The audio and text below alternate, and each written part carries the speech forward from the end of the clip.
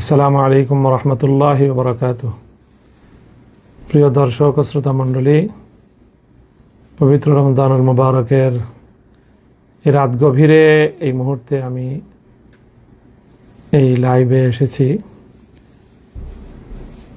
এটি তাৎক্ষণিক বিষয়ে প্রতিক্রিয়া ব্যক্ত করার জন্য। দর্শক শ্রোতা মণ্ডলী, আজ সারাদিন বিভিন্ন গণমাধ্যম এবং সামাজিক যোগাযোগ মাধ্যমে আপনারা একটি বিষয় লক্ষ্য করেছেন যে আজকে আমাদের ঢাকা 13 আসন মোহাম্মদপুর আদাবর শেরেবাংলানগর এই আসনে নির্বাচনকে কেন্দ্র করে যে সকল অনভিপ্রেত অনাকাঙ্ক্ষিত ঘটনা সংঘটিত হয়েছে সেটি দেশব্যাপী আলোচিত একটি বিষয়। আমরা সকলেই জানি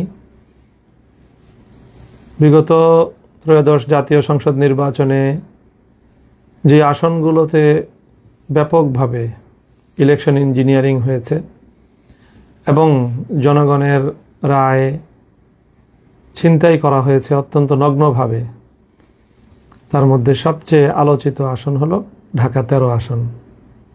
এখানে জনগণের যে ভোট এবং জনগণের যে রায় সেটাকে সুস্পষ্ট ষড়যন্ত্রের মাধ্যমে ছিনতাই করা হয়েছে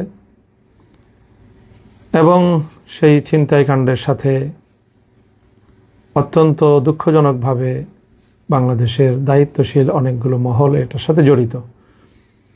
তার সুস্পষ্ট বিভিন্ন প্রমাণাদি এবং ঘটনা প্রবাহ আমাদের সামনে বিদ্যমান রয়েছে। সেই সাথে আমি এই কথাও বলতে চাই যে এই নির্বাচনে আমরা আমাদের নির্বাচনকে নিয়ে আমরা আমাদের অভিমত ইতিমধ্যেই একাধিকবার ব্যক্ত করেছি। নির্বাচনটি ছিল দৃশ্যত সারাদিন অনেকটাই শান্তিপূর্ণ, সুশৃঙ্খল এবং মানুষের ব্যাপক আগ্রহ এবং উদ্দীপনা উৎসাহ একটি উৎসাহব্যঞ্জক পরিবেশে নির্বাচনটি সম্পন্ন হয়েছে। নির্বাচনটা যতটা সুন্দর, অংশগ্রহণমূলক এবং মানুষের উদ্দীপনার মধ্য দিয়ে আয়োজিত হয়েছে, কিন্তু সন্ধ্যার পর থেকে ফলাফল গণনার ক্ষেত্রে তার রিফ্লেকশন এবং তার যথাযথ বাস্তবায়ন আমরা দেখতে পারিনি।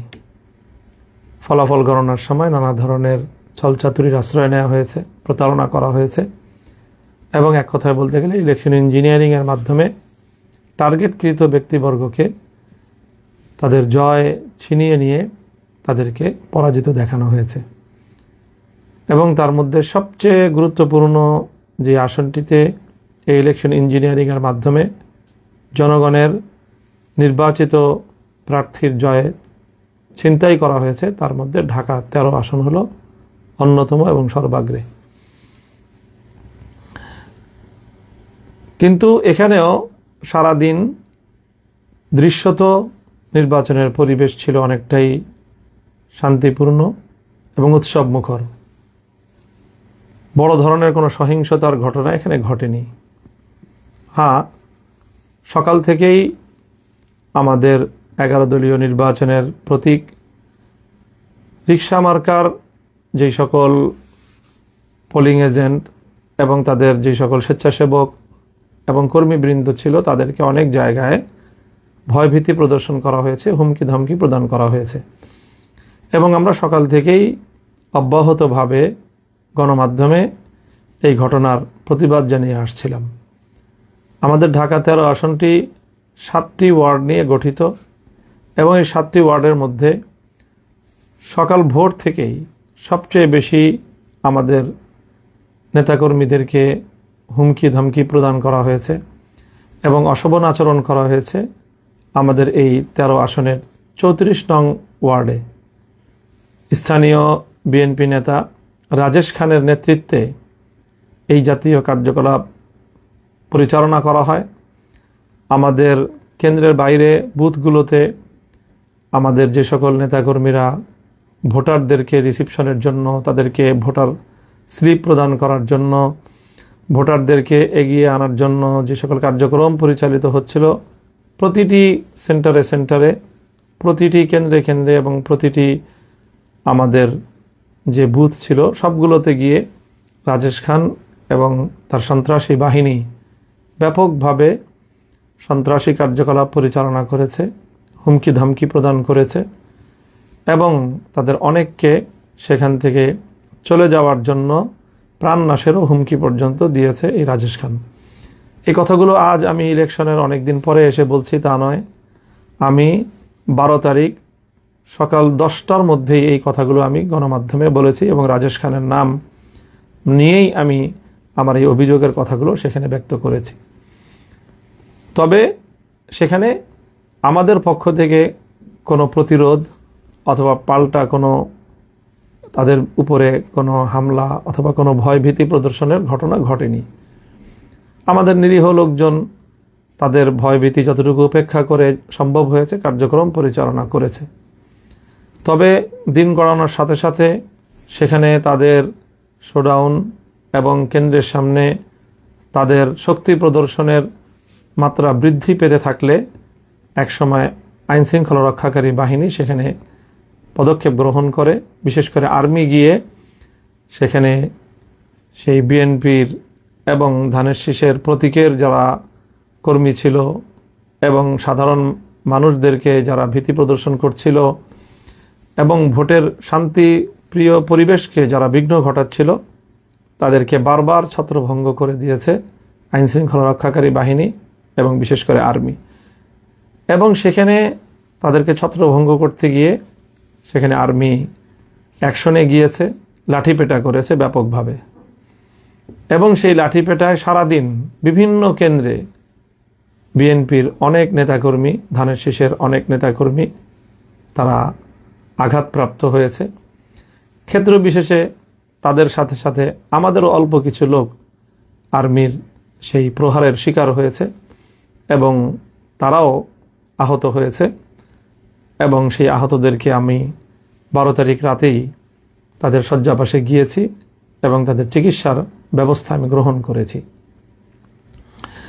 আর্মির এই আক্রমণ এবং তাদের ছত্রভঙ্গ করা, শান্তি শৃঙ্খলা রক্ষার এক পর্যায়ে ওখানে আমাদের লোকজনও যেরকম কিছু আহত হয়েছে আর প্রায় 90% জন বা তার চেয়েও বেশি সেখানে আক্রান্ত হয়েছে ধানের শীষের নেতাকর্মীরা।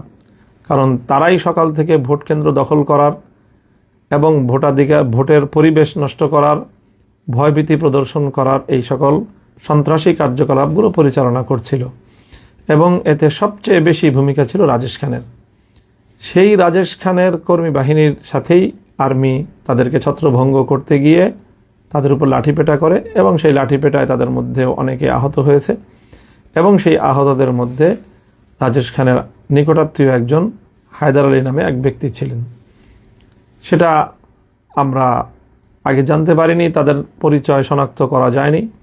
আজকে ধানের শীষের প্রার্থী হয়তো আগাম তারা অনুভব করেছিল যে হায়দার আলীর তার অবস্থা শোচনীয়, আর্মির লাঠিপেটায় গুরুতর আহত এবং আইসিইউতে সে সম্ভবত ভর্তি ছিল এবং আমরা আশঙ্কা করছি যে তার অবস্থা সংকটাপন্ন এবং তার মৃত্যু নিশ্চিত জেনেই সকালবেলা ধানের শীষের প্রার্থী একটি এখানে সিন ক্রিয়েট করেছে এবং আমাদেরকে বা আমাদের উপর এর দায় চাপানোর জন্য একটি নাটক মঞ্চস্থ করেছে এবং সেই নাটকের মাধ্যমে মূলত তাদের সন্ত্রাসী কার্যকলাপ, রাজেশ খানের এই দখলদারি, সন্ত্রাস এবং ভোট কেন্দ্র দখল করার তাদের এই প্রবণতা এবং তার প্রেক্ষিতে সেনাবাহিনীর পদক্ষেপের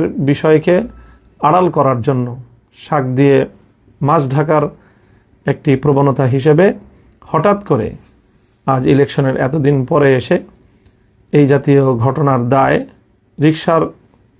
রিক্সা মার্কার নেতাকর্মীদের উপর চাপানোর চেষ্টা করা হয়েছে।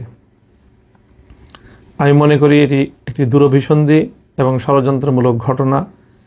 কিছুক্ষণ পূর্বে আমরা দেখেছি সামাজিক যোগাযোগ মাধ্যমে রাজেশ খানের এবং তার সহকর্মীদের মাধ্যমে তারা যেই সংবাদ প্রচার করেছে, সেখানে ওই হায়দার আলীর নিহত হওয়ার সংবাদ প্রচারিত হয়েছে। এবং আবারও তারা ওই শাক দিয়ে মাছ ঢাকার মতো মিথ্যাচার করে আর্মির হামলায় আহত হয়ে এবং শেষে নিহত ব্যক্তির এই ঘটনাকে তাদের সন্ত্রাসী কার্যকলাপ, রাজেশ খান তার নিজের অপরাধকে ঢাকা দেওয়ার জন্য সে আমাদের উপর এর দায় চাপানোর অপচেষ্টা চালিয়েছে। আমরা এই অপচেষ্টার তীব্র নিন্দা জানাই এবং সেখানে স্বাভাবিকভাবেই সিসিটিভির ফুটেজ থাকার কথা প্রতিটি কেন্দ্রকে সামনে রেখে। সেখানে কি ঘটনা ঘটেছিল, সেনাবাহিনী কেন তাদের উপর হামলা চালিয়েছিল, আমাদের কাছে একাধিক প্রত্যক্ষদর্শীর বরাতে এই সংবাদ এসেছে যে সেই দিন রাজেশ খান এবং হায়দার আলী তারা আর্মিকে চ্যালেঞ্জ করেছিল এবং আর্মিকে তারা সেখান থেকে হুমকি ধমকি দিয়ে আর্মির সাথেও অসদাচরণ করার প্রেক্ষিতে আর্মি তাদের উপরে চড়াও হয় এবং তারা আর্মির দ্বারা লাঠিপেটার শিকার হয় এবং সেই ঘটনাটির প্রেক্ষিতে এই মর্মান্তিক বিয়োগান্তক ঘটনাটি ঘটে যায়। কোনো মানুষের প্রাণহানি এটি অবশ্যই আমাদের সকলের কাছে অত্যন্ত মর্মান্তিক একটি বিষয়, দুঃখজনক একটি বিষয়। আমরা এই নিহত ব্যক্তির হায়দার আলীর মৃত্যুতে গভীর শোক প্রকাশ করছি এবং এই ঘটনার যথাযথ সুষ্ঠু তদন্ত সাপেক্ষে যারা তাদেরকে নিয়ে এই সন্ত্রাসী কার্যকলাপ করেছিল, ভোট কেন্দ্র দখল করার পায়তারা চালিয়েছিল, মহড়া দিয়ে ভীতি সৃষ্টি করার এবং আতঙ্ক সৃষ্টি করার অপতৎপরতা চালিয়েছিল, তাদের বিরুদ্ধে যথাযথ তদন্তের মাধ্যমে প্রকৃত ঘটনা উদ্ঘাটন করার দাবি জানাই এবং সেই সাথে কেন এইভাবে আঘাত করা লাগলো বা হলো, এর সাথে দায়ী কারা, সিসিটিভি ফুটেজের যথাযথ উদ্ঘাটনের মাধ্যমে এই ঘটনা যেন জাতির সামনে স্পষ্ট করা হয়। এখানে একদিকে আমরা তাদের বিরুদ্ধে ইতিমধ্যে ইলেকশন ইঞ্জিনিয়ারিংয়ের অসংখ্য তথ্য প্রমাণ আমাদের কাছে বিদ্যমান থাকার প্রেক্ষিতে বিষয়টি নিয়ে আমরা যেমনিভাবে নির্বাচন কমিশনের কাছে আমাদের অভিযোগ দায়ের করেছি, সে একই সাথে আমরা এই বিষয়গুলো নিয়ে আমাদের আইনানুগ যাবতীয় পদক্ষেপ গ্রহণ করার আমরা পর্যায়ক্রমিক পদক্ষেপের মধ্যে রয়েছি, প্রক্রিয়ার মধ্যে রয়েছি। সেটিকে যেন ভিন্ন খাতে কেউ প্রবাহিত করতে না পারে, বাধাগ্রস্ত করতে না পারে, সেই জন্য আমরা দেশবাসীর প্রতি, সরকারের প্রতি, আইন শৃঙ্খলা রক্ষাকারী বাহিনীর প্রতি আমরা উদাত্ত আহ্বান জানাই এবং দেশের সকল জনগণকে আমরা এই ব্যাপারে সোচ্চার এবং যেভাবে ভোট চুরির মাধ্যমে জনগণের ম্যান্ডেটকে ছিনতাই করা হয়েছে ঢাকা 13 আসনে, এর বিরুদ্ধে সারা দেশের জনগণকে সোচ্চার এবং তাদের প্রতিবাদ অব্যাহত রাখার আহ্বান জানাই এবং একই সাথে এইভাবে ভোট কেন্দ্র দখলের অপতৎপরতার সাথে জড়িত রাজেশ খান সহ 34 নং ওয়ার্ডের ধানের শীষের যারা তৎপরতা পরিচালনা করেছে, তাদের এই সকল অপতৎপরতাকে আইনের আওতায় আনার জন্য আমরা প্রশাসনের নিকট জোর দাবি জানাচ্ছি। আমরা চাই যেভাবেই হোক, যে প্রক্রিয়ার মাধ্যমেই হোক, একটি সরকার প্রতিষ্ঠিত হয়েছে, দেশ দীর্ঘ সংগ্রামের মধ্য দিয়ে একটি নির্বাচন পরবর্তী বাংলাদেশে একটি নতুন সরকার ক্ষমতাসীন হয়েছে। আমরা এই সরকার যথাযথভাবে কার্যক্রম পরিচালনা করুক, সেটা আমরা চাই।